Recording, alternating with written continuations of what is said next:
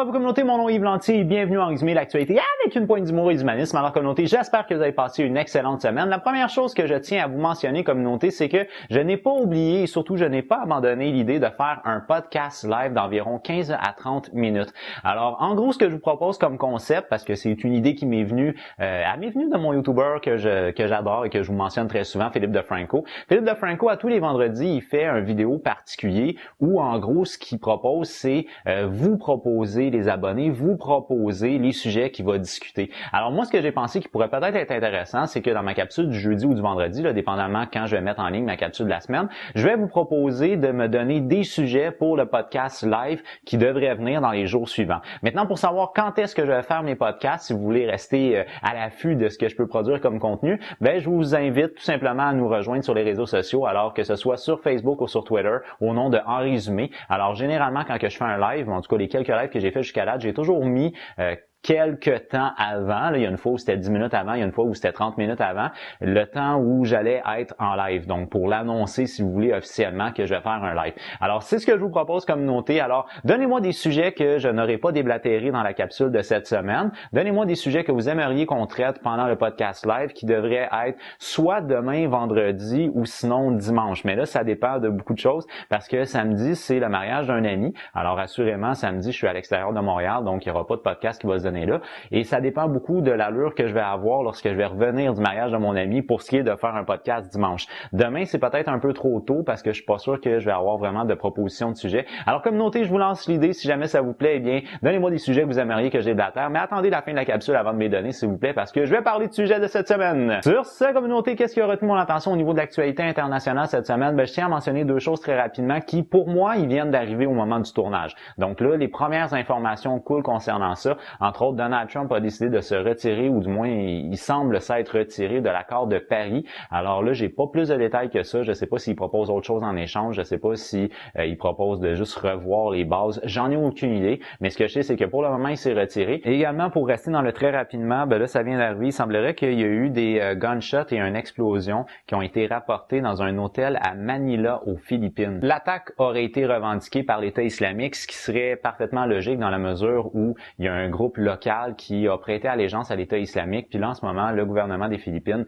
les chasse, là, vraiment, c'est une traque là, contre ce groupe-là. Fait que ça serait logique que ce soit le cas, mais j'ai pas plus d'informations que ça. Ça aurait touché un hôtel touristique très prisé par les Occidentaux, semble-t-il. Maintenant, communauté, cette semaine, c'était le début du Ramadan et ce que je dois dire, c'est que ça a été plutôt difficile au niveau du Moyen-Orient et c'est pas nécessairement un meilleur des débuts de Ramadan possible pour nos frères musulmans qui vivent au Moyen-Orient. Alors, la première chose que je tiens à mentionner la semaine dernière, il y a eu une bavure quand même très importante qui a eu lieu à Mossoul, en Irak, par les forces armées américaines. Alors, en gros, ce qui est arrivé, c'est qu'il y aurait eu deux tireurs embusqués dans un immeuble.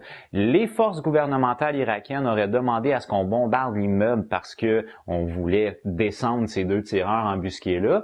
Les forces américaines ont bombardé l'immeuble et ils disent avoir lancé une petite bombe. Sauf que la petite bombe a fait sauter l'ensemble de l'immeuble. Et là où ça devient problématique, c'est qu'il y avait un total de 101 civils à l'intérieur de cet immeuble-là.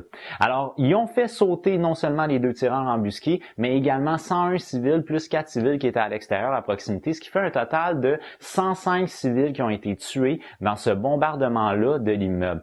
Alors là, les États-Unis se défendent avec l'idée comme quoi on avait lancé juste une petite bombe et qu'il y avait beaucoup d'explosifs qui avaient été placés à l'intérieur de cet immeuble-là par l'État islamique. Est-ce que c'est vrai ou pas? Je pense qu'on ne le saura jamais, mais c'est vraiment une très, très grosse bavure. Et ça, c'est quelque chose qui a retenu mon attention. Pourquoi? Parce que je vous le mentionne souvent, pour moi, en résumé, c'est un peu comme si on était des amis qui prenaient un verre puis qui jasent de ce qui se passe dans le monde. Souvent, mes amis, quand on prend un verre et qu'on jase de ce qui se passe dans le monde, dans le cas de l'État islamique, ils disent « On devrait coller une grosse bombe là-dessus puis tout faire exploser, bang, ça serait réglé. » On sait géographiquement où ils sont situés. Oui, mais l'État islamique assiège une population locale. C'est des personnes qui n'ont pas eu le temps de se pousser, qui ont été pris de recours, qui n'ont pas de ressources pour pouvoir se pousser. Fait que c'est ce qui fait que si tu descends l'État islamique par une grosse bombe, tu vas descendre descendre un paquet de civils qui sont sur place. Ça, ben, c'est comme pas vraiment recommandable, je vous dirais. Également, toujours dans ce cadre-là, très meurtrier de début de Ramadan communauté, ben là, ça, je pense que c'était pas pendant le Ramadan. Par contre, là, les autres, je crois que c'est bel et bien pendant le Ramadan. Alors, entre autres, il y a eu un attentat vraiment tristement spectaculaire à Kaboul, en Afghanistan. Il y a un total de 90 personnes qui ont été tuées par un camion-citerne qui était, semble-t-il, rempli d'explosifs, selon ce qu'ont raconté les autorités locales sur le terrain. Il avait été placé dans le quartier diplomatique de Kaboul. Alors, il a frappé un paquet d'ambassades, entre autres l'ambassade française, mais aussi d'autres ambassades. Et ce qu'on vise, là, c'est vraiment le monde occidental. L'Allemagne aussi, l'ambassade de l'Allemagne a été frappée par ça. Fait que c'est un message qui est un message très clair. Ça a pris du temps avant qu'il soit revendiqué. Les talibans ont dit très clairement que c'était pas eux. Ça a pris du temps. Éventuellement, l'État islamique a revendiqué le geste. L'État islamique a également fait 2 attentats. Cette fois-ci, on va se déplacer pour retourner en Irak. Et c'est à Bagdad, cette fois-ci, où il y a eu 2 attentats terroristes qui ont été revendiqués par l'État islamique. Et là, ce qu'il faut mentionner, c'est qu'en ce moment, je vous ai parlé de Mossoul tantôt, c'est qu'en ce moment, on avance beaucoup sur le territoire de l'État islamique. Et Mossoul, c'est la dernière ville d'importance que l'État islamique détient en Irak. Et c'est vraiment très important au niveau économique pour l'État islamique. Et en ce moment, ils sont en train de perdre du terrain. Fait que c'est normal qu'ils répondent par des attentats comme ça un petit peu partout. C'est leur façon à eux de répondre à leurs défaites qu'ils ont sur le terrain, ce qui est quand même un bon signe pour la coalition internationale contre l'État islamique, selon moi. Et dans ces 2 attentats-là, on parle d'environ une trentaine de personnes qui ont été tuées. Il y en a un qui a peut-être frappé un petit peu plus l'imaginaire collectif parce que c'était une voiture piégée qui a été mise à proximité d'un marchand de glace. Il y a des gens qui voulaient se récompenser du jeûne de la journée puis qui allaient manger une glace. Puis finalement, il y a une voiture piégée qui a explosé à côté d'eux. On parle d'un total de 16 morts et environ 75 blessés juste pour cet attentat-là. Maintenant, communauté, on va se transporter aux États-Unis, plus particulièrement à Portland, où un suprémaciste blanc a tué 2 personnes d'une manière quand même assez brutale, je vous dirais. Juste d'imaginer, pour moi, ça m'écoeure mes rêves. Mais enfin bref, c'est un homme qui s'appelle Jeremy Christian et franchement, après avoir analysé un petit peu son Facebook, ce qu'on réalise, c'est qu'il est très confus au niveau politique. Alors, autant qu'il dit Feel the Burn, donc référence à Bernie Sanders, qui est un homme de gauche, autant qu'il dit qu'il serait pour Donald Trump. Après ça, quand Donald Trump a été élu, il dit que les gens qui ont voté pour Donald Trump devraient mourir. Donc, en gros, ce qui revient continuellement, c'est qu'il est agressif, qu'il déteste Hillary Clinton, puis qu'il y a quelque chose contre le fait de circoncier des jeunes enfants. Cet homme-là, qu'est-ce qu'il a fait? Ben, c'est qu'il était dans une station de train et il a interpellé 2 jeunes femmes. Une jeune femme qui était noire et une jeune femme qui était habillée, j'imagine, avec un niqab. Donc, en gros, c'est qu'on reconnaissait physiquement qu'elle était une musulmane. Et là, il a dit à ces 2 jeunes filles-là de retourner dans leur pays en Arabie Saoudite d'une manière, semble-t-il, très agressive. Et je le crois parce que j'ai vu des clips de ce gars-là et c'est un gars qui a l'air très agressif. Là, il y a 2 hommes qui ont voulu venir en aide, un total de 3 en fait, mais je vais commencer avec 2. Il y a 2 hommes qui sont venus en aide à ces jeunes filles-là. Il a sorti un couteau puis il les a poignardés directement dans le cou. C'est dégueulasse. C'est un moyen qui est très efficace pour tuer quelqu'un, mais c'est vraiment dégueulasse. Donc, il a tué 2 hommes comme ça, puis il y en a un 3e qui en ce moment est hospitalisé puis que ça semble bien aller. Et les 2 jeunes filles en ce moment sont complètement traumatisées parce que c'est des hommes qui ont voulu venir les aider qui finalement se sont fait tuer. Et c'est vraiment zéro compréhensible son affaire parce qu'on s'entend, il n'y a pas de CV des personnes qu'il a tuées lui avant de les tuer. Donc, ces 2 hommes blancs qui se sont présentés devant lui puis il les a tués parce qu'ils venaient défendre des femmes qui, selon lui, viennent d'Arabie Saoudite. Il y a un manque de cohérence là-dedans. Si t'es un suprémaciste blanc, théoriquement, c'est 2 filles que tu aurais dû tuer. En tout cas, selon ma logique à moi. Mais enfin, bref, selon lui, c'était parfaitement logique parce qu'ils ont voulu aider des jeunes filles qui venaient d'ailleurs. Ce gars-là a paru en cours d'une manière vraiment très rapide et lorsqu'il a paru en cours, il y a eu des citations qui ont été très controversé. Il a commencé par dire la chose suivante. Vous appelez ça du terrorisme, j'appelle ça du patriotisme. Vous m'entendez? Mourrez. Par la suite, il a mentionné mort aux ennemis de l'Amérique, quittez ce pays si vous détestez la liberté. C'est hallucinant de voir qu'il peut considérer que c'est du patriotisme de tuer quelqu'un qui a juste voulu défendre les droits civils de 2 jeunes femmes, déjà en partant. En plus de ça, il faut qu'ils disent que si vous n'aimez pas la liberté, ben retournez dans votre pays. Je veux dire, c'est pas une question de liberté ou pas, là.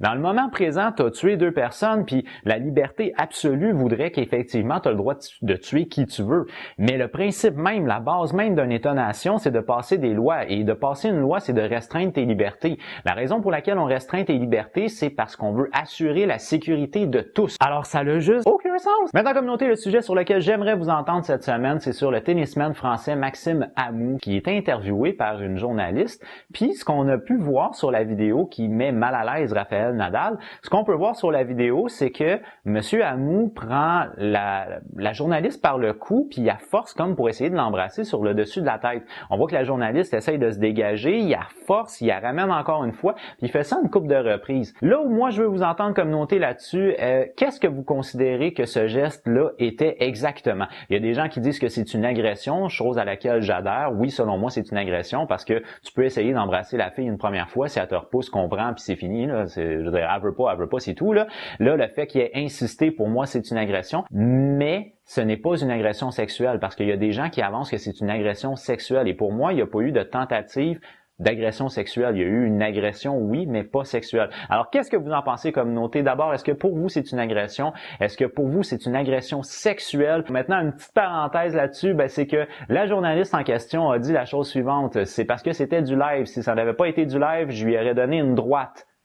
Fais-le! T'aurais dû le faire, tout simplement. Le gars t'agresse, agresse-le. Il méritait, selon moi, une bonne shot en pleine gueule, il mérite amplement. Maintenant, communauté, en guise de dernier sujet, je voulais garder pour la fin parce que j'aime ça finir sur une note positive. Un embouteillage plutôt particulier qui a été créé cette fois-ci, c'est aux Émirats des Arabies Unis. Alors, il y a un gars qui a mis sur YouTube une vidéo sur laquelle il se filmait parce qu'il y avait un embouteillage sur l'autoroute. Puis, lorsqu'il est arrivé à la hauteur de la raison, il a trouvé ça plutôt sympathique et qu'il devait le partager publiquement. Dans le cas présent, les gens ralentissaient parce qu'ils étaient curieux et je vous avouerai que j'aurais probablement fait la même chose. Le bouchon de circulation était causé par 2 dromadaires qui étaient en train de se la faire doggy style en public.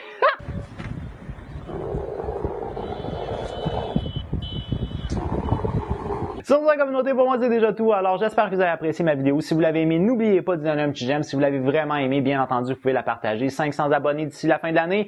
On peut y arriver, communauté. Moi, je vous souhaite une excellente semaine. Je vous donne rendez-vous la semaine prochaine. Mais d'ici là, je vous dis, j'ai déjà hâte de vous voir. As always! With love. Bye bye. Are you listening?